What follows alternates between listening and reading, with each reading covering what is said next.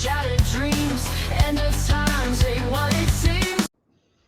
Hello, friends. This is Sam Chaney reporting for Weaponized News. Today, September 12th, 2025. Thank you for joining us on this Friday edition of Weaponized News. The world's on fire. Everything's gone insane. We have a very special guest on the line with us today, William Ramsey of William Ramsey Investigates. And I swear to you guys, we set this up like 2 weeks ago, 2.5 weeks ago, something like this, way before the Charlie Kirk assassination happened. And so just coincidentally enough, the day after 9/11, we have this show to go ahead and break it all down. And we got to ask these questions. The government says the case is closed already. They got blasted the lone gunman's face all over the media. And that's the narrative they're going with as the FBI director, the governor of Utah, both with their Occult 33 references. It took 33 hours to capture, and we have video of that. It's just all speaks to something else is going on. I'm not claiming, I don't think William would either, to know exactly what's going on, but there's just so much sketchy stuff. And for the government to come out, oh, we got the guy. It's this Tyler Robinson, 22-year-old son of a cop, star student, but full of hate, right? And was radicalized supposedly on the interwebs. It just all stinks. It all stinks. Let's get to this day in history quickly, and then we'll segue and bring on William Ramsey so we don't waste too much time. I found it very well, two this days in history, because it ties into the themes that all this stuff is, all the recent events going all the way back to 1755. On this day, Gino Como Casanova is sentenced to 5 years imprisonment in Venice without trial for affronts to religious and common decency. And that speaks to why due process is so important. And we're flushing it down the toilet right now with MAGA and Republicans' help. And it's making me sick to my stomach, honestly. So that speaks to why due process is so important. And then tying in to the Manchurian Candidate and MK Ultra story is, coincidentally enough, on this day in 1970, U.S. LSD advocate Dr. Timothy Leary escapes from a California jail. And with that, let's segue to, quickly, there was a UN General Assembly vote today for backing Palestinian statehood within the 1976 borders. That vote turned out to be 142 to 10. And of course, the usual suspects voting against it would be the United States and, of course, Aardvark land. And who was it? Who else was it? I believe Hungary. And your usual suspects, a couple of these little islands. And so it's being deemed the New York Declaration, which outlines tangible, time-bound, and irreversible steps toward a two-state solution. There's more to come, though. More countries to go to the UN to officially recognize Palestinian statehood coming up later this month. The initiative today, the New York Declaration, was presented to the United Nations by strange bedfellows, maybe not, but France and Saudi Arabia. The 7-page document called for a collective action to end the war in Gaza to achieve a just, peaceful, and lasting settlement of the Israeli-Palestine conflict based on the effective implementation of a two-state solution. And basically, Israel laughs as they continue to level all of Gaza City here now. And what was it? Aardvark's official response was they rejected the declaration, slamming it as disgraceful. And of course, we wouldn't have expected anything less. So all of that went on as the large majority of the attention is still directed toward Charlie Kirk. Here is, and his assassination. Here is a young man arriving at Turning Point USA. Of course, that was Charlie Kirk was the head of that outfit. As as we said on Wednesday's broadcast, we are at a turning point here now. It seems like in America and the whole world. Segue to William Ramsey, a dedication here of bagpipes in front of Turning Point USA headquarters for Charlie Kirk's memorial. Very sad day indeed. And of course, the regular suspects, the government, and the rest of their, let's just call them all government at this point, all their propagandists on the interwebs, they want a war. They're trying to, and of course, playing right into the classic divide and conquer, balkanization techniques of empire. And you would think someday we would learn, but hey, let's blame a left-wing transgender from Furby from outer space. That was the whole narrative for like 2 days, and now we got this other patsy, and it's just all smells like it all smells like MK Ultra, Manchurian Candidate, Assassin to me. I don't know, call me crazy. Anyway, here's the segue, bagpipes, bless Charlie Kirk's soul.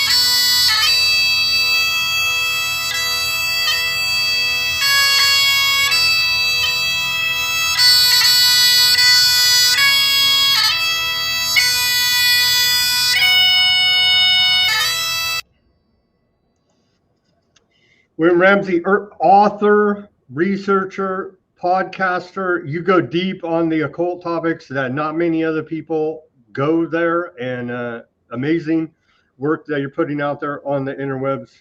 WilliamRamseyInvestigates.com. How you doing this Friday, sir? Could be better. It's been a rough week, but thanks for having me back. It's great to be with you, Sam. It's been too long, but it is amazing our timing. Like, it's horrible things. Like, it's a worldwide event. Charlie Kirk is being memorialized all over the world. So, and it's very suspicious, like you said, weird numerology. And it's weird, too, because there's been so many assassins and so many deaths, including this guy, supposedly we're told Tyler Robinson. But I got into this subject matter because there were so many other assassins in the news. And there's been so many. They've almost, like, become legends in the United States, kind of like serial killers. But these here's the mugshots, William, of side by side. Somebody on the interwebs there, Jordan Crowder on the X, put up the alleged assassin of Kirk and the alleged assassin of JFK, Lee Harvey Oswald. And of course, he famously said before Jack Ruby shot him, "I'm a patsy," right? You should. And so strange coincidences. And we know also they're doing occult rituals behind all this stuff that's not talked about enough. And so they're getting their power out of that. It's insane, man. It's really crazy. There's a really good picture on the internet, too, of Luigi Mangione. That's another one, right? Yeah, right next to Oswald. They're both wearing the same kind of clothes. Potential MK Ultra Manchurian assassin there as well. Yeah. Real personality change. Mangione was kind of like a winner. He was like the top of his class. He went to a private school that was expensive. He came from a wealthy family. Then he gets this interest in Kaczynski and decides to go from Hawaii to downtown New York City and shoot a CEO supposedly at 7 a.m. in the morning. Make that make sense. None of it makes any sense. None of it makes sense. But then you have to look at all these other. There was another one the same day as Charlie Cook. Rest in peace, Charlie Cook. He didn't deserve it. He was shot in front of his wife and kids too, which is just totally dark and evil. And it'll be a day that lives in infamy. He's kind of a different generation than mine, but I appreciated his ability to want to actually have dialogue and actually want to talk to different people and not so. I think that's an attack on kind of free speech and crossing party lines too, or separate divides. So now it's even, like you said, divide and conquer. Now it's even more division. So that's bad news for us. It's a sad day for all Americans, really. So anybody who celebrates this is spiritually sick, in my opinion. But there's been other shooters. We quickly. It's also announced very quietly under the radar. Trump is going to send National Guard. Was announced today by the White House into Memphis, Tennessee, to help with the quote crime emergency. And so they're rolling out potential police state martial law here in America. All of that is like very quiet now with this news of Kirk assassination taking over all of the airwaves. Yeah, it sure is. It's very interesting.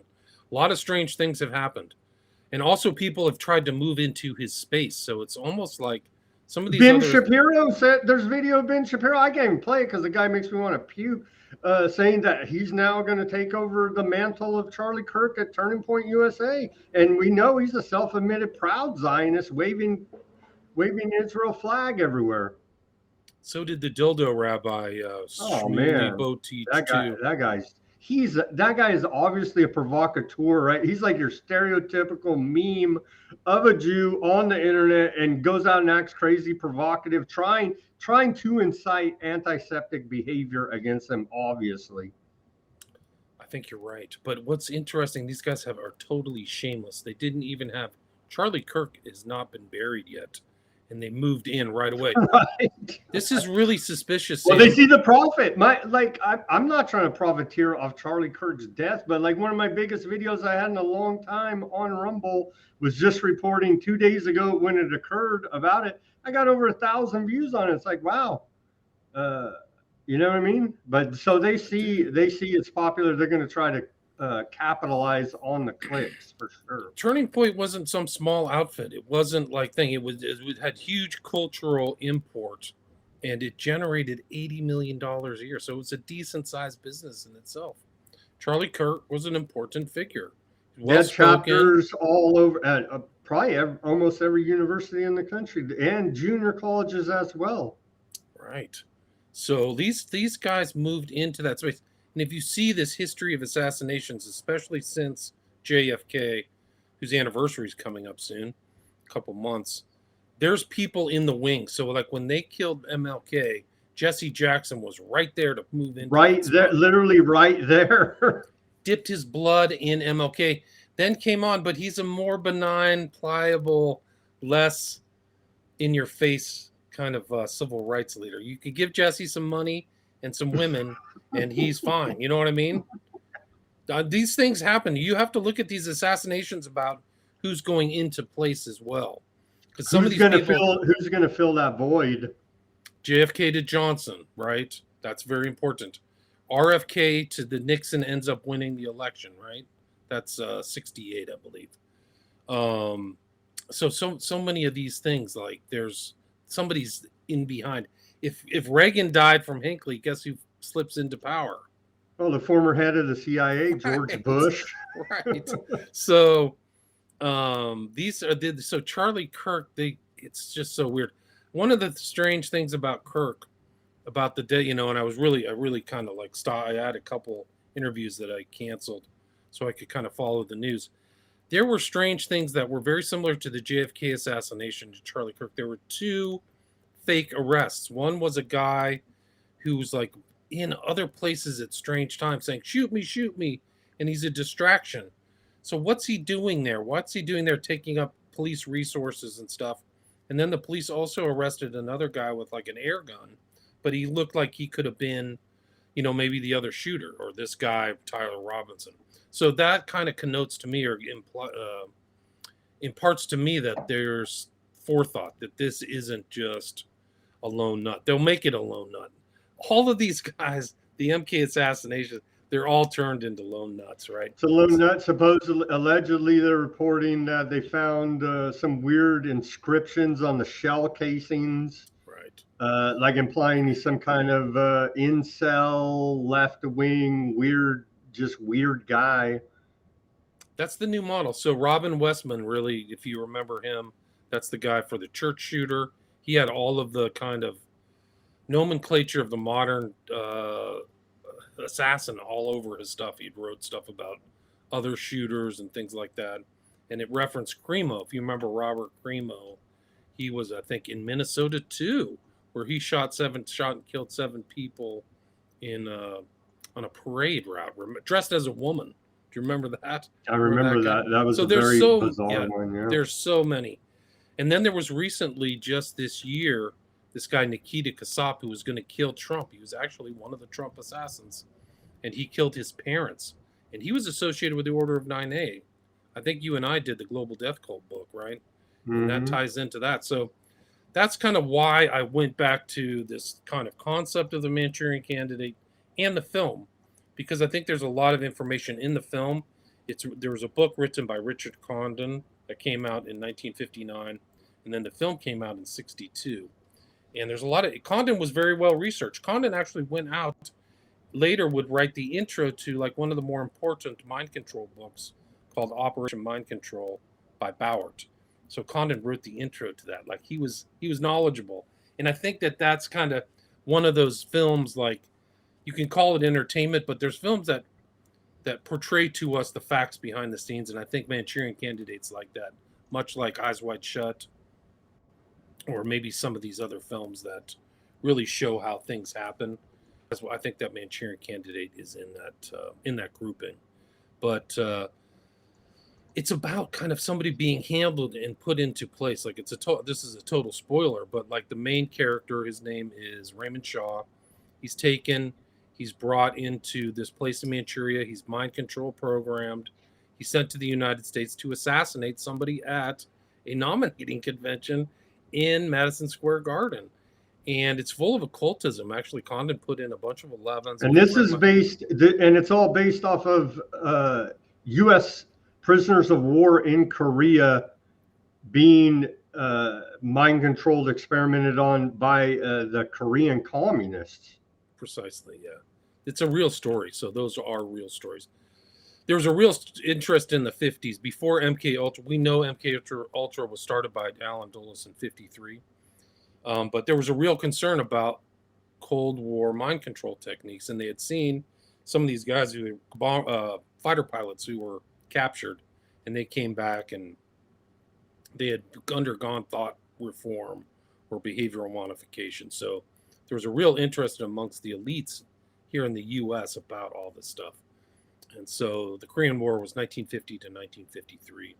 And that's really where all this stuff kind of ramped up, really after World War II, was this kind of mind control stuff. So the Manchurian Candidate came out in this environment of the interest in behavioral control and the kind of growth of like drugs and things like that. There's a lot of kind of LSD was kind of, it hadn't been popularized like that into the 60s, but it was being used and used and implemented in secret mind control experiments in the 50s.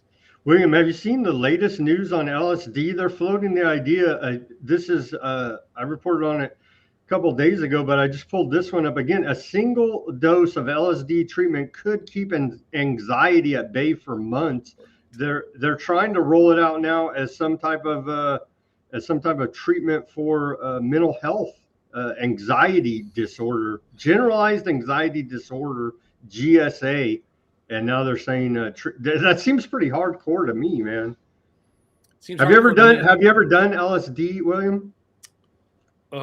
When I was much younger, when I was like 18. I'm 56. I did some about 30 years ago. Yeah. I think it was because it was very much in vogue and people talked about it. So like a dumbass, like a stupid lemming, I was like, okay, well, let's do it. And I just felt stoned, and I kind of scratched that itch. So I was very fortunate because I know some people who got into psychedelics and they really changed them for the worst, like heavy duty stuff. It's serious. It's a serious drug, but they're trying to roll it out now for anxiety treatment. It's stupid. There were people who were ruined in the 60s. They went insane. They literally, especially when you're dosed. Part of MK Ultra was dosing people without their knowledge of it, and so all of a sudden you just start having hallucinations, right? And it's like, what the hell's going on? And that could seriously, and it did drive people literally insane to the point of suicide, even. Yeah, there's really a famous case of Frank Olson in 1953, where he was secretly dosed and he didn't like it, but he was in the environment of people secretly dosing one another. And then he supposedly jumped out of a building and died, just like what the CIA writes in its assassination manual about how to kill somebody and get away with it, is chuck him out of a high building because all the evidence is destroyed. And he was kind of a whistleblower. He was actually one of the good guys, in my opinion, and he met an untimely death. But there's a really good show, at least it used to be on Netflix, called Wormwood by Errol Morris, that goes into that and has this family member in their search, because a lot of this stuff was done in secret. So a lot of these things happened. They couldn't kind of penetrate the classification regimen that the U.S. government and its, people in the so-called deep state would roll out to keep this stuff secret. And so many families didn't really know why their family member went crazy. They just know they went into the hospital and came out a different person. And some people went in for very benign stuff, like you said, anxiety.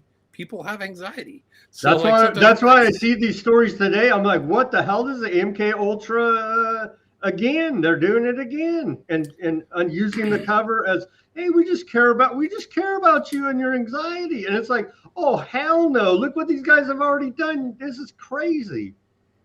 I think they refined the technique over time. So sure, I think that because it's all experiments leading up to your perfect Manchurian Candidate to go do assassination. It wasn't only drugs. There's hypnosis, sensory deprivation, torture, lobotomies, and it just goes on and on and on with the insane experiments that these mind-controlled scientists, doctors were doing on people and continue to do to this day, I believe.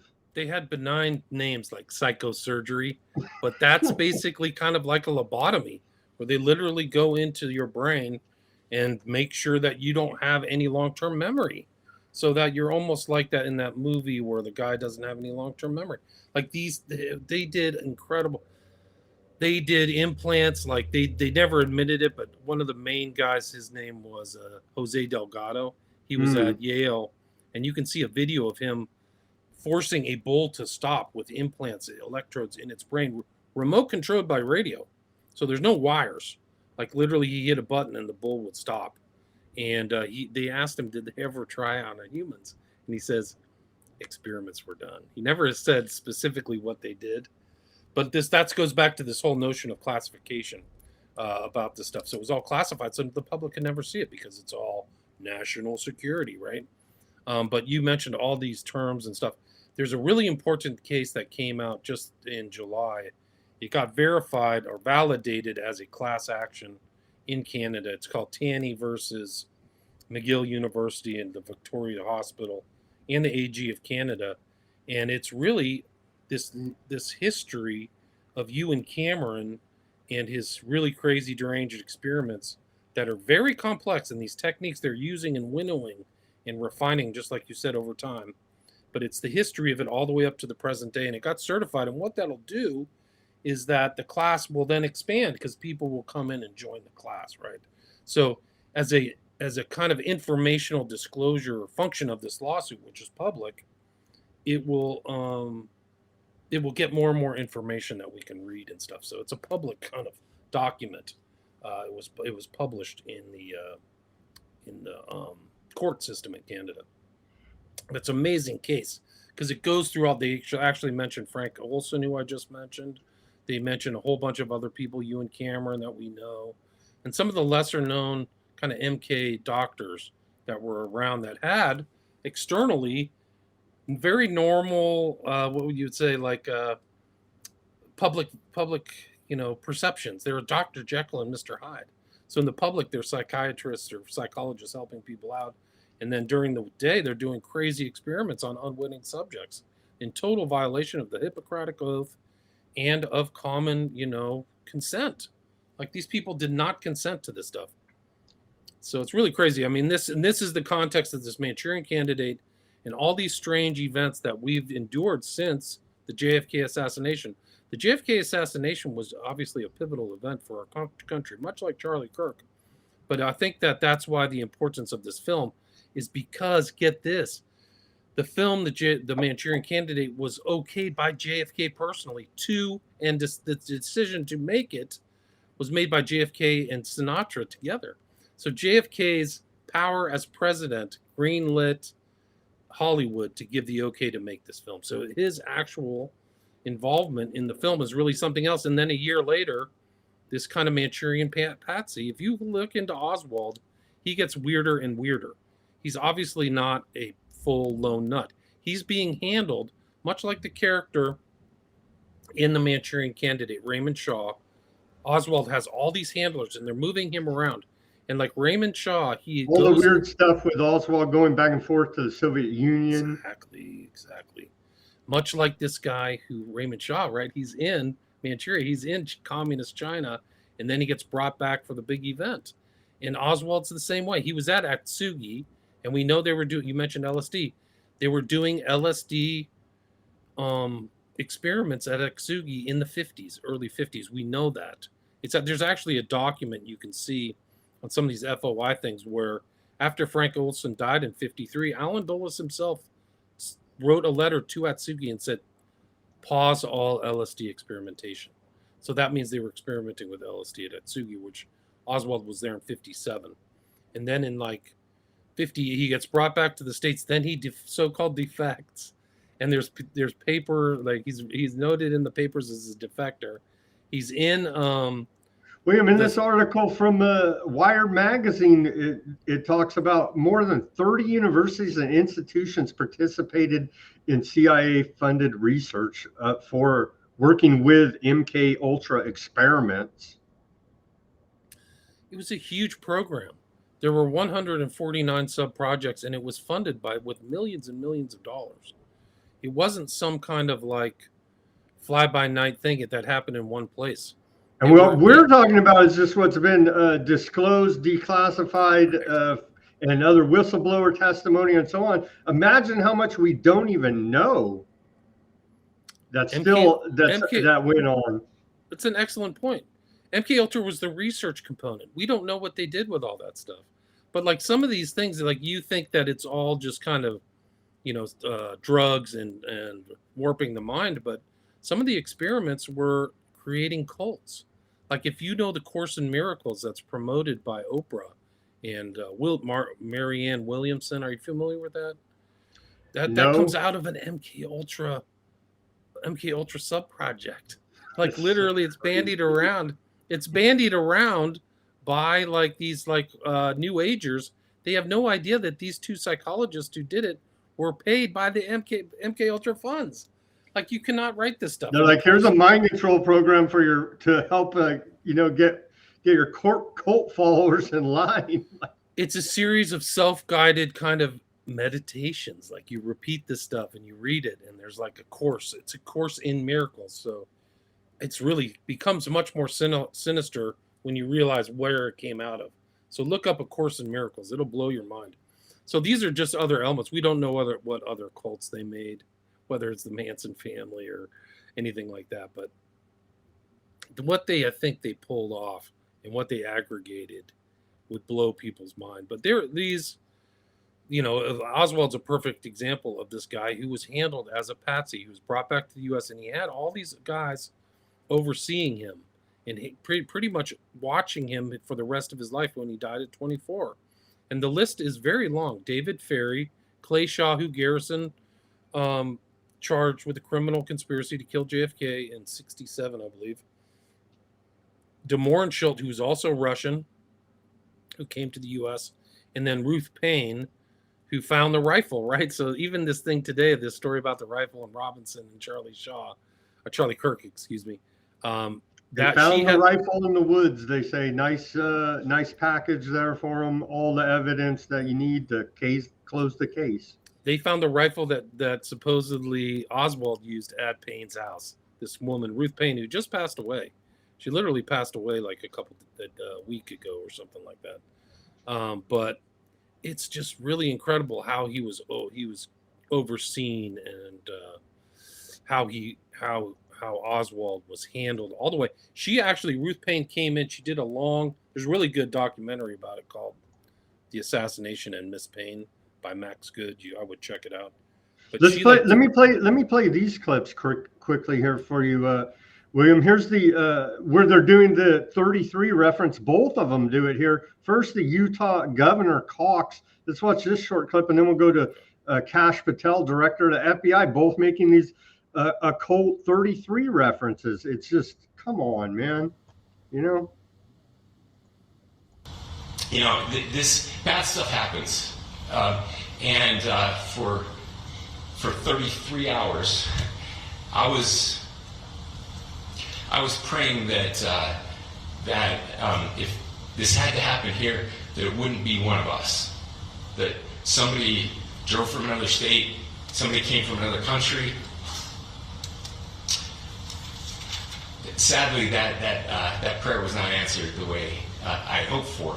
Just because I thought it would make it easier on us if we could just say, hey, we don't do that here. And indeed, Utah is a special place. We lead the nation in charitable giving. We lead the nation in service every year. But it did happen here. He's like implying he wishes that we could blame a foreign country to start a war. That's insane. And I like how when he said the 33, he looks back at old Patel. Here's Patel. About it took 33 hours out there. It's just like, come on. And then people zeroed in and they're like, is this some kind of beehive, Masonic lapel pin that he has on as well? I don't know. But it is Masonic. There's no question about it. In Morals and Dogma, Albert Pike wrote that the average Masonic lodge will look to the outsiders as a beehive, and they'll never see the activity that goes on inside. So it's a direct Masonic symbol. Let's see from Kash Patel here now. It's just, wow. Myself and Deputy Director Bongino arrived on the scene at approximately 5:30 p.m. on 9/11. The governor led a press conference last night at approximately 8 p.m. where at my direction the FBI released a never-before-seen video of the suspect. We also released new images to the public of the suspect. And just last night, the suspect was taken into custody at 10 p.m. local time.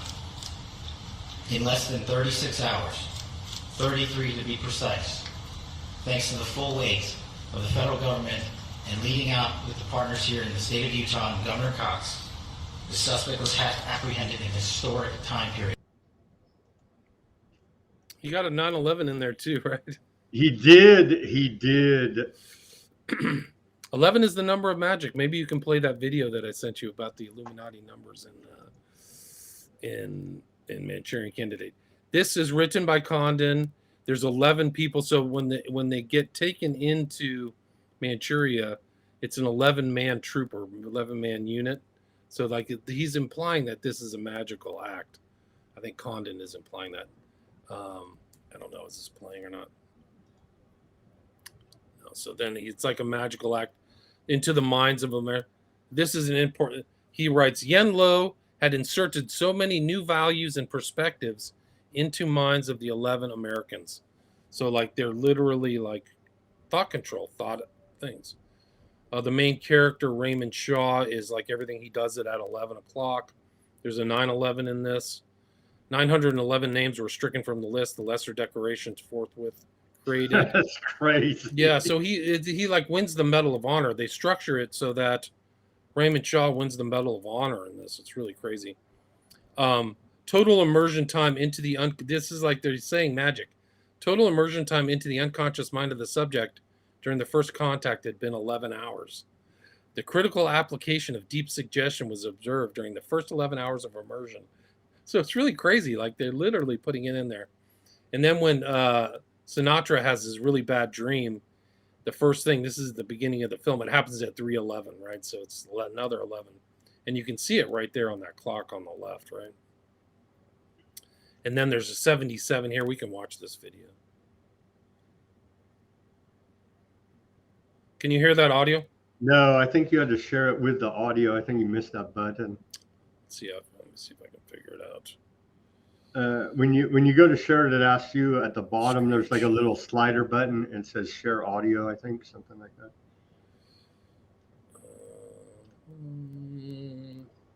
You might have to reshare it. Close window. Wow, folks, as William tries to figure that out, it's just there's too many coincidences for my mind to say that this is not deep occult mind control programs. And they're using all this numerology as signals as part of the programming for their Manchurian candidates, and also to mock the rest of us. Demoralization program going on as well for for our audience, for William and I that are skeptical of what goes on and questioning this stuff, and have done a little bit of research. William's done way more research than me, but I believe for us that are skeptics, it's very demoralizing just throwing this stuff in our face. Let's try I think that's the point. People have called it strategy of tension. They've called it gladio. I call it collective psychic driving. Like, I think that's really it. Like, I think part of the Kirk thing is the infliction of trauma. Like, for I sure, don't think trauma-based mind control. Yeah. And then society adjusts, and everybody, they don't get as uppity. You know, they're not as like, whoa, we are scared now. This is fear. And even in the CIA documents, they had this concept of debility and dread. There was like 3 Ds or something. And Charlie Kirk's assassination was a tragedy, but hey, nobody's talking about 9/11 anymore. You know what I mean? And everybody should be screaming, what the hell happened on 9/11? And that's like mum the word. Right, exactly. Right. I can't figure out how to find the audio. I don't Can't get audio there? I can try. Let's see. Stop. Share window. I don't see where this whole thing is. Where share this window. They don't let you do audio. Okay, let me see. Mic mode. Center overlay. Standard. The perils of live streaming here, trying to do it, figure it out live. Can you hear that now? Can you hear that? No, still no audio. Okay. Let me pull this up. We can play it. Maybe you can narrate it. Can you hear that? No. I think you missed. There's like a little slider button that turns on the audio.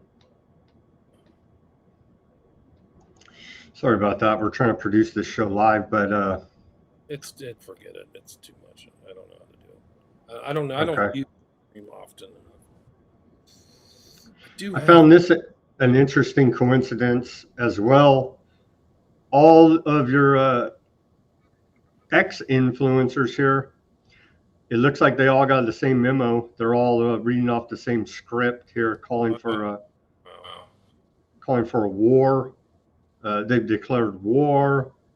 I don't even know what happened, honestly. And hey, we never trust the government. They told the government set up Trump, and they used lawfare against them. But now all of a sudden we trust the government because they said so, because our guy's in there. Well, what? That's right. I mean, it's really bad. We're in bad shape. I think we're in really bad shape. So these are just some slides about the film and things like that. Janet Leigh is the mother of Jamie Lee Curtis. Do you believe the film in and of itself is a mind control tool? I think it exposes it, believe it or not. So it could be seen as that. I don't think that they're really trying to hypnotize the audience. There's a couple weird sequences in there, but I think they're really trying to show that some of this stuff is actually plausible. Like kind of soft disclosure that this technology does exist. Yeah, and I think it's important to remember this movie was taken out of circulation for 25 years. It wasn't reshown until 1997 or 1998. And I think then they did the remake. They did a remake with Denzel Washington, right? Correct. I didn't think that was as good as the original, but the remake is interesting in itself. But yeah, the book is really good. I would highly. It's not too long. It's about 200 pages, but these it just shows a bunch. These are the assassins that I have. Crooks, and who's mysterious as heck. We don't know much about him. Ruth, who sits around smiling. But he was Crooks was in the BlackRock commercial. Remember that weird thing? Yeah. I think both of these guys were, right? Was that guy in it too? I thought there were 2 of them were in there. Yeah, I think Ruth was in there too. Which is really strange. Like, what's BlackRock doing? Ruth is like smiling. He's not looking guilty at all. Another one of that guy the last guy, Ruth, right? Another one of these weird, had these weird overseas connections with Ukraine. He was moving around in weird places. He was actually in Hawaii at one point, about 5 miles from where Chapman was. Didn't have a job, wasn't independently wealthy, but could travel the world like a globetrotter. With no discernible income. Like those are expensive tickets. To just be flying all over the place at a whim, but this guy was doing it. Some researchers have connected him to the State Department. So, jeez. Yeah, it's really crazy. So, during the Biden administration. Mangione, really strange, kind of brought him out like McVeigh. And wasn't it all staged, his perp walk? I mean, that was staged for that picture right there. Yeah. McVeigh said he had deep state ties, and they put an implant into him, believe it or not. There's Chapman. This is Holmes, the strange shooter, underwent total personality change. Like, he was this kind of like academic who had great grades. And next thing you know, wasn't he a PhD? In like neurobiology or something. Yeah, in mind control, basically. So he was a mind control scientist, or at least in a program studying such neuro. Wow. Next thing you know, he looks like this. He's dyed his hair orange and acts really. Next crazy. thing you know, they framed him up for a mass shooting. He was like, my understanding is he was Chapman, like supposedly after the shooting, sat down and opened up Catcher in the Rye, right? And this guy, after this horrific shooting, walked out of the theater and sat down. Like what is up with that, William? Do you believe there has to be like some key trigger words they programmed into these people's subconscious mind that when they're putting it just feels like they give them the pattern of triggering words, and it triggers the alter of the assassin personality that's been programmed into them. I think it's like what they show in the Manchurian Candidate. The lead character, Raymond Shaw, they use a Queen of Diamonds because it's a potent symbol of his mother who he hates. So that's kind of like something that triggers something deep in his subconscious that gives him, like, makes him more suggestible on the spot. So I think these guys... It puts him into a fit of rage where he's ready to kill. Right. You can deduce that something's up because their personalities have changed. But I don't know the exact techniques, but these guys are in and out of hospitals. They all are Chapmans, Sirhan. They're all in and out of hospitals for some reason. I don't know why. But you can see these patterns. If you study these guys, there's Hinckley. That's why I would warn, be very careful before you run out and do LSD for anxiety treatment, which they're trying to roll out and mainstream right now. Yeah, watch out for your psychiatrist too. Like, exactly. I don't know who some of these guys are. This is Livelsberger, who January 1st supposedly blew up his truck at the Trump Tower in Vegas, if you remember that. Yeah. And then I think Jabbar is the one who drove over a bunch of those people. These guys both had ties to the Fort Bragg. Jabbar ran over like 10 or 15 people in New Orleans. New Orleans, yeah. That was to kick off the Trump administration's second term. Yeah, it was before he actually was in office too, right? Remember that? It was during the transition period, yeah. Exactly. This is what Richard Condon looked like. He's kind of lost to history. It's kind of a shame. And who is he? What does he have to do with this? Oh, he's the author of the Manchurian. He's the author of the original book in '59 that it was based on, and he talks about hypnosis and stuff throughout the book. And I think is intelligence, CIA, MK Ultra feeding this guy narrative, or like how does he know all this stuff? It's a great question. I couldn't figure it out. One thing I have figured out is that some of the studies and some of these psychiatrists and psychologists were writing papers in magazines around that time. Like, this is before our time, before the internet. So you had to kind of publish stuff in magazines. Yeah. But they would publish things about hypnosis and LSD and behavior modification, and interrogation was a huge thing at that time. So if you were a avid reader, you could pick this stuff up out of, out of magazines. You really could. This is just interesting. By the way, the character, the big evil character is Eleanor Eiselden, and she's based on Roy Cohn. So if you know the story of Roy Cohn, he's basically influenced Trump. Trump's mentor out in New York City, yeah. Yeah, get me Roy Cohn. That's what Manchuria looks like. It's right above Korea. So that's where these guys, the 11 soldiers were taken. Yeah, I've seen that documentary, Get Me Roy Cohn, actually, a long time. That was during Trump's first term. And did you see quickly the narrative that Trump was an FBI informant against Epstein? They came out and the White House denied it like 2 days ago, said that's not true. And they had been running with that narrative for a very long time, trying to, separate Trump from Epstein with that. He was in this most recent drop from the kind of, I forgot the congressperson's name, but he was listed in Epstein's birthday book, I think it's 2003, as one of his friends, like one of his close friends. So the story is that he knew Epstein back in the 90s, right? But this kind of pushes up that date to 2003. And Trump has dodged it and told people he's nobody. And he's a Democrat hoax. Yeah, it's just a Democrat hoax. I think Trump is heavily blackmailed. I mean, I think that they have him. Right. And he should know better if he knew Roy Cohn. But I think that was kind of the same racket Roy Cohn was operating. He sure was. I think Roy Cohn would bring out little boys and girls too, like really dark stuff. Like, and that's one of the darker things about Epstein. They like to call them teens, but I think there was other things involved too. Yeah, nobody would ever want to admit that or talk about him. Sinatra was in a film in 1954 called Suddenly, where he's in a house and gets a rifle and takes a shot at the president. So it rhymes or like resonates with the JFK assassination. And Sinatra's his close friend. His close friend is JFK. There they are together at some dinner party. Wow. In their younger days. Yeah, they're buddies.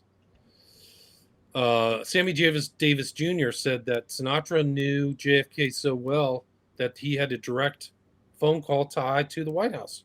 So he could just pick up the phone and call JFK. Calling for JFK. Oh, and JFK would pick it up.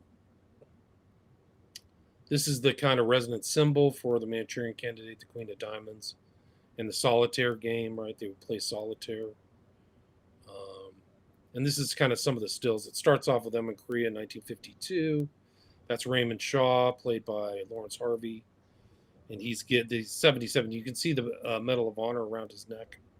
But there were 77 Medals of Honor given out that year, and he was one of the beneficiaries. There's the 311 before his dream. And there's a lot of also the movie The Matrix, right? There's 9/11 on Neo's ID card, right? A bunch of 9/11 semblances there. So we see it throughout film. The predictive programming. I don't even know what you call it. What do you call it, William? I think it's kind of like almost secret society symbolism that they're relating to the public, and the public has no idea about it. So I think, and they get a chuckle out of the masses being ignorant to their signaling that, hey, we're in on this. We know we got all this covered. Don't worry about it. Yeah, it's one of our operations, and you can tell through the symbology. Right. Exactly. So then the other people who are in these secret societies would know right away, like the Masons know right away. Yeah, no, against the profane. Like if you're not a Mason, are you? Am I a Mason? No, yeah. I'm not a Mason. I was baptized a Baptist. Okay, well, you're one of the profane, Sam. I know. I understand that. You're not special. I understand that. So, according to at least the, I'm not an elect. Right.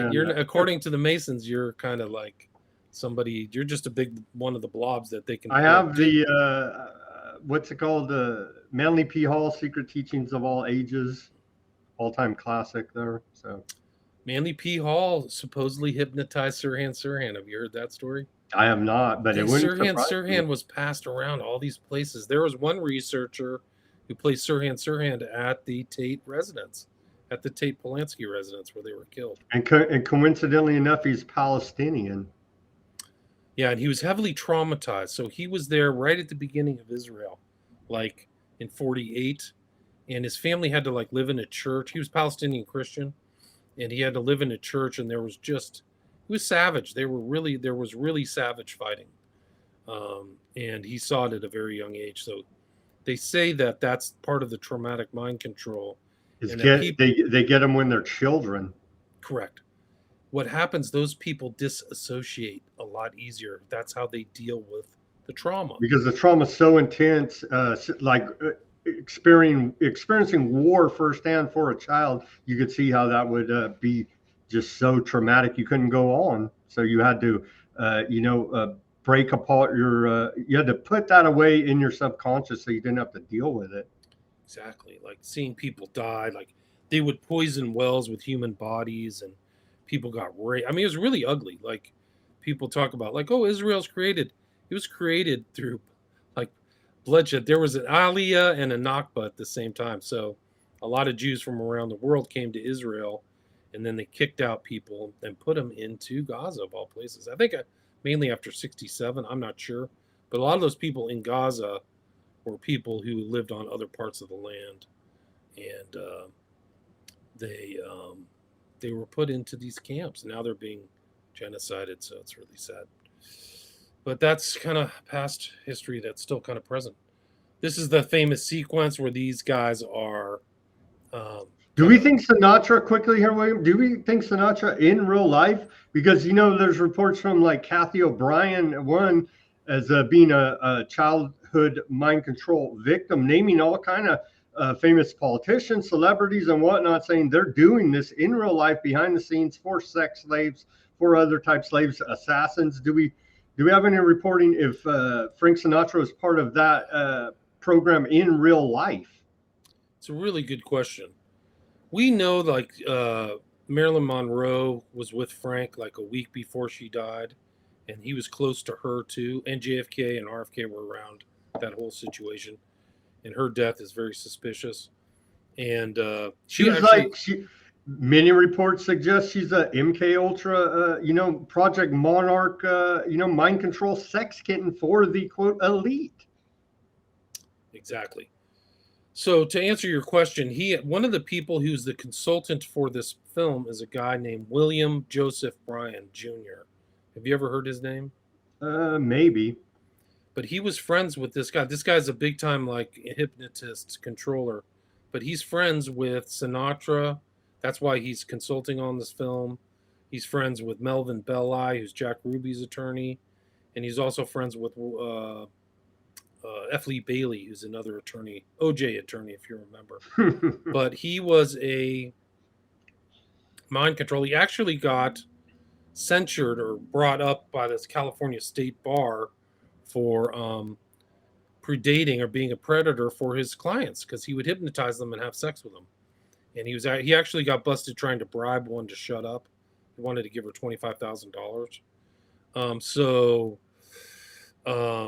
It doesn't work. It doesn't work 100% of the time. That they just forget and shelter that trauma in a hidden away altar of their personality. Right. That's very right. There's actually a susceptibility scale. There's a famous kind of scale about how many people can like be susceptible to suggestion or induction or hypnotism. But anyway, Dan, the long answer is that he was around that knowledge. There are allegations that he was a kind of enforcer, that Sinatra would beat women and stuff like that. But I don't, it's not part of, I haven't read Search for Candy Jones or whatever. And I haven't read Transformation of America in a while. I've had so much new knowledge that I need to go back through and read those again and kind of glean any information. But Sinatra was, he was a powerful guy. He had very powerful connections. And it wouldn't surprise me if he knew more than like we see him as a celebrity or something like that. Anyway, so this is Yen Lo. He disclosed, the guy in the center with the suit, he discloses all the stuff about hypnotism and things that are real, that are in real life. And that's one of the interesting components. And what these guys see, what they're trained to see out, is to see that these are little old ladies at a horticultural event, not bigwigs from the communist world. And then Raymond strangles and kills somebody under control.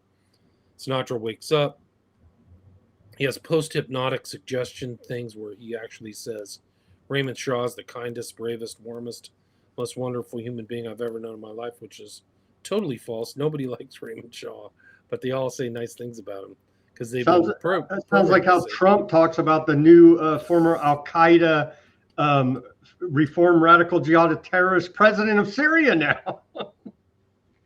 Right. I mean, it's crazy. It's so crazy out there. The other thing is that Project Artichoke that preceded MKUltra, they realized they could trigger people into hypnosis using a telephone, and that's related into this film. Isn't there one with Charles Bronson, like phone call or something from the 70s? I don't know. Something like this, where the guy gets a phone call and it triggers him to go do an assassination. Interesting. I wouldn't be surprised. There's in Raymond Shaw in the hospital. Yen Lo comes all the way out to the U.S., so he crosses the Iron Curtain and does this. Now you're saying she's using neuro-linguistic programming techniques? 100%. It's depicted in this. Her kind of her husband. And what year was this? Did this come out? 59. 59. Wow.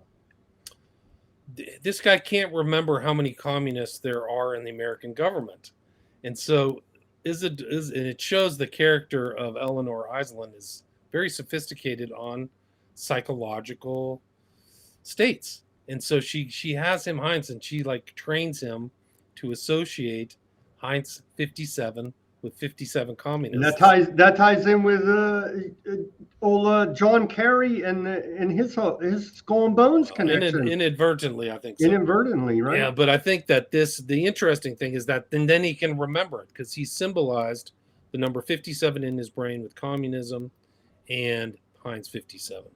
And that's an NLP technique, is like to associate things together. Right, so that if you and that's going to help you bring out this suppressed memory. It's a mnemonic device, but it's also an NLP device. One of the other things that you see in this film that's very interesting and subtle is the fusing of these personalities with other people. So they fuse Senator Iselin with Abraham Lincoln, and it's kind of a foreshadowing because this guy will be shot and killed at the end. And they do the same thing with Eleanor Iselin and the Queen of Diamonds. So that's really something else. I'm trying to just go through this. This is when Sinatra discovers that these people are all like communist spies and secret agents. And they get drunk together. The Queen of Diamonds shows up. They see 11 in the background, and then the main character goes and jumps in the lake. And then this is the military psychiatrist. He says, obviously the solitaire game serves as some kind of trigger mechanism. Let's concentrate on the face guards because of their symbolic identification of human beings. She says, I want my steak cooked at 11 for 11 minutes each side. Jeez. So she like uses the number 11. Here she is as the queen, right? She's dressed up as the queen. So the card and the queen fuse together. And there's a bust of Abraham Lincoln. He's manipulated. Then this queen inadvertently comes in and it triggers him. This is his love interest. She's confused. She's the other queen. Sinatra breaks his programming by giving him a loaded deck of all Queen of Diamonds. Then Raymond Shaw kills these people over a checkerboard floor, total Masonic checkerboard floor, which is pretty crazy. And then in the book, she is an incest. She has sex with her son. She basically rapes her son while he's in a hypnotic trance. In the book, they don't show it in the film. It was way too racy, I guess, for that time. And then he dresses up as a priest to commit the assassination at the very end. But yeah, here's all these things I mentioned, the 11s and stuff like that. Jeez. But do you think that they produced these films and the book possibly as part of the mind control program with these triggers in mind to show the potential assassins or other mind control victims and put them in some type of hypnotic state using the film, the book, because you also mentioned, Catcher in the Rye, and it feels like these products are produced as a tool of mind control to me, not just for fiction for the public mind. I think that JFK was trying to use these films, including Manchurian Candidate and 7 Days of May, which was also directed by John Frankenheimer. I think he was knowingly using them to get information before the public, that this was kind of going on behind the scenes. I think he had either really good information or hinted that this was going on.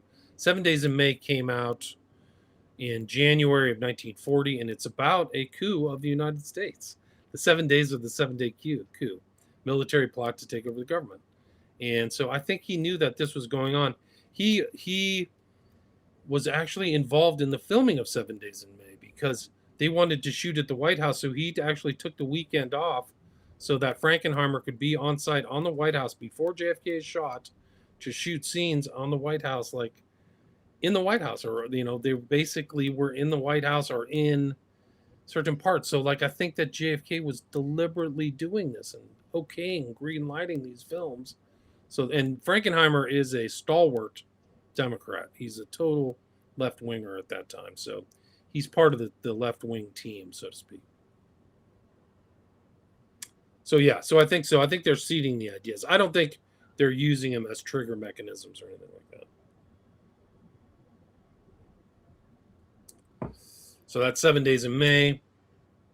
Then also Strangelove comes out the beginning of 1940. That's also an important book about craziness. Sirhan, that's 68. Something's wrong. He's split brains. He's into the occult. He repeats phrases over and over. Mind control, things like that. There's all kinds of memorandum. And that's basically it, yeah. He was in and out of the hospitals and stuff like that. But yeah, there's a lot in. That's kind of that's it. That's my hour. All right, William. Let's plug your stuff. Your head is kind of low there on the screen, so sorry, you covered up your face. But I wanted to. There's your website right there. William Ramsey's Investigates. WilliamRamseyInvestigates.com. Anywhere else we shall direct my people podcast. to follow? Yeah, my podcast is in the top 0.5% podcasts in the world. You can check that out. William Ramsey Investigates on Spotify or Spreaker. And then I have 5 books on Amazon and 5 documentaries on my Patreon, where I post stuff that I wouldn't post on my social media. So my Patreon, if you want to chat with me or whatever, go check it out. You only pay $5 a month and you can watch 5 documentaries and also watch all my interviews without ads. And you're doing shows how many a week?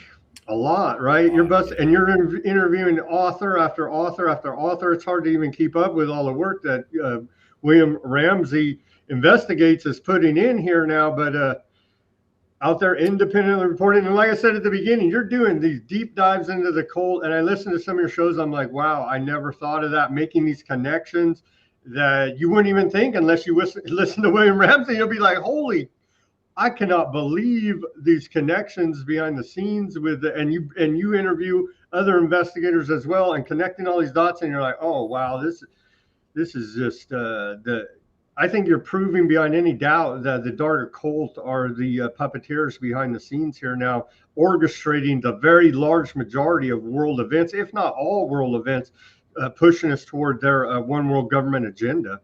I think you're right. Yeah, I think it really is. That's the core. These people are Satanists, man. So it's really just the old battle between good and evil. But the Satanists come out at the demon, like Lucifer is an angel of light.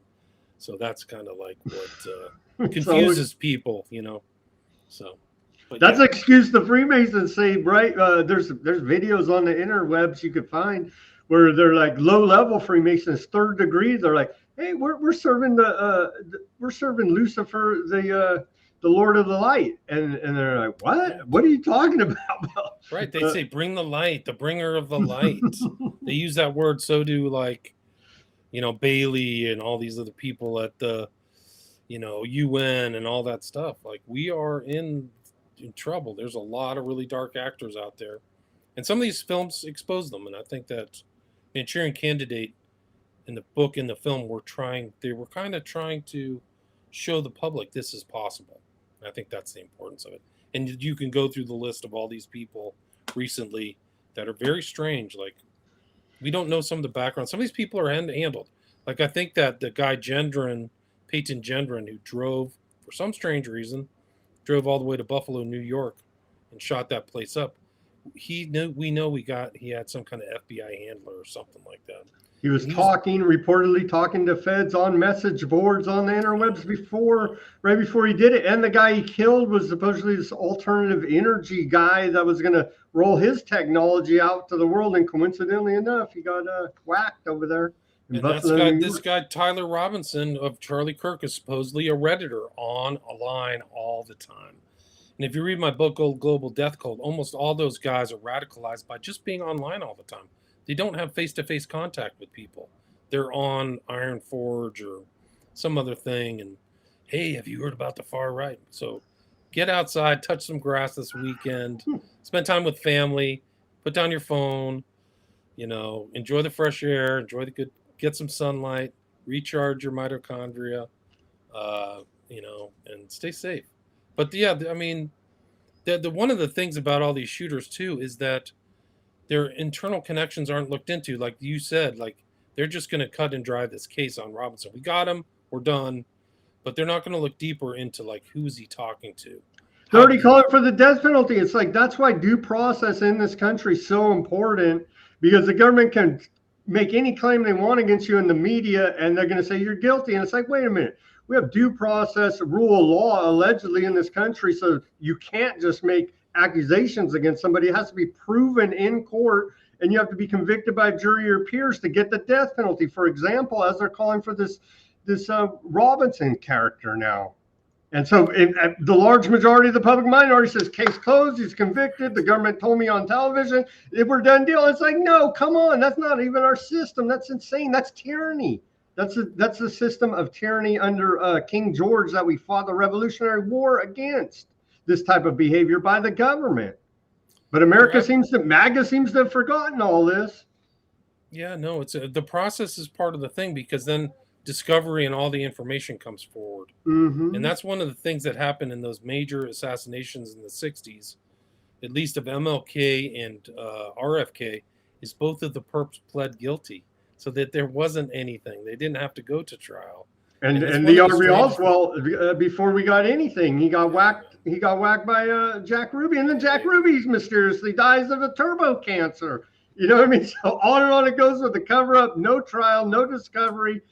All the evidence we got is what we can trust from coming out of the government, which ain't a whole hell of a lot. And he's not valid. Like, they actually, I think that West called Ruby a schizophrenic or something like. So they discredited him psychologically, or maybe tampered with him or something like that. But he seemed unhinged, and they gave him like massive doses of like radiation or something like that too. Like, so they had to get rid of him too. Like, these are really dark things. Like, these are really bad news. So when these assassinations happen, a lot of times people surrounding them die too. So like, yeah, I don't know. Like, because there seems to be other people involved just in my cursory overview of this Kirk thing. And so they may really want to control this, and whoever else is involved online or something, I don't know. We will see. But it is a shame. And Charlie Kirk was way too young. And I think that that's kind of like the other thing, the demoralization. Like, that guy could have added so much more in a long life. And it's almost like assassinating takes this light out of the world, you know? It's almost like killing some of the, like Christ or the apostles or something like that. Like, they're no longer here to, lift people up. Because I think that's what Charlie Kirk was really doing. I don't, you could label him conservative or whatever, which is fair, but he seemed to cross racial boundaries. They call him a racist, but it's not true. He's always hanging out. Like, one of his best friends was Candace Owens. Like, come on, man. This doesn't make sense. So anyway, it's a shame. Right. It is. It's a very tragic event. I hope, and it always feels like the government never let a good crisis go to waste. They're going to use this for more gun control, more taking away of our freedoms, and it feels like every bad thing that happens, the government is always going to use that against us. You are right. You are right. It's All always right, we're the target, man. We're the target. So. You and I agree with what you said as well. Unplug from the internet. Don't let it radicalize you too much. Don't get too down.